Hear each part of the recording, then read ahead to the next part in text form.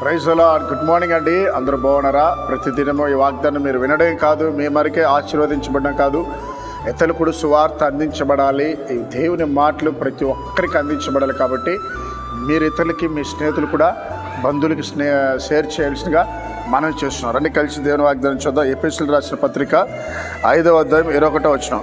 క్రీస్తునందుల భయముతో ఒకరినొకడు లోబడి ఉండడు. ప్రియులారా, మనకి దెయ్యాల భయం కాదు ఉండాల్సింది, వాస్తు భయం కాదు ఉండాల్సింది, రోగాల భయం కాదు ఉండాల్సింది, అప్పుల భయం కాదు ఉండాల్సింది.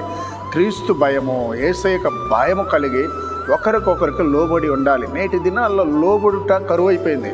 పిల్లల అమ్మ నాన్నకి లోబడుట కరువు అయిపోయింది.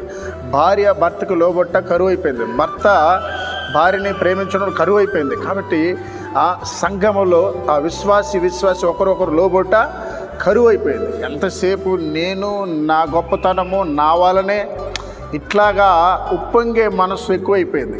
కానీ ప్రియులారా, క్రీస్తు భయం ఉన్న వాళ్ళు ఒకరికొకరికి లోబడతారు. ఖచ్చితంగా భార్య భర్తకు లోబడుతుంది. భర్త వచ్చి భార్యకి శిరస్సు కదా, యజమాని కదా అనే ఆ భయం కలిగి లోబడుతుంది.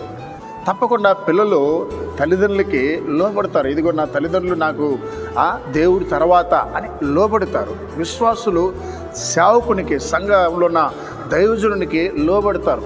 కనుక ఈ భయం మనలో ఉంటే పెద్దలకి మనం లోబడతాం, గౌరవిస్తాం. కనుక ఈ మనస్సు మనకుంటే చాలా మంచిది. అట్టి కృప దేవుడిచ్చిలాగా ప్రార్థన చేద్దాం. మహోన్నతమైన దేవ, పరిశుద్ధుడ, ఉదయకాలన మనశ్శాంతి కరువుతో ఉదయకాలన బీక్కుమని లేచారు. రాత్రంతా నిద్ర లేకుండా అయా గడిపి యొక్క వాగ్దానాన్ని వింటున్న వారు ఇప్పుడే వారి హృదయంలోనికి యేసుక్రీస్తు యొక్క మనశ్శాంతి కలుగునుగాక నా ప్రభా. సువార్త అందని ప్రాంతాల్లో, ప్రదేశాల్లో యేసుక్రీస్తు యొక్క శక్తిగల నామంలో సువార్త అందించబడినగాక నా ప్రభా. అలాగేనైనా రోడ్డు మీదనైనా ప్రయాణం చేస్తున్న బిడ్డలకి క్షేమం దయచండి. ట్రైన్లో, ఫ్లైట్లో ప్రయాణం చేస్తున్న బిడ్డలకి క్షేమం దయచండి. ముఖ్యంగా నా ప్రభా, ఈ కడవరి దినాల్లో యవనస్తులనైనా భద్రపరచండి. సాతాను చేతిలో బలి కాకుండా కాపాడిన ప్రభా. ఈరోజు ఆర్థిక ఇబ్బందులు ఉన్న వారికి, అనారోగ్యంతో ఉన్న వారికి నజరేయుడైన యేసు నామములో విడుదల కలుగునుగాక నాయన.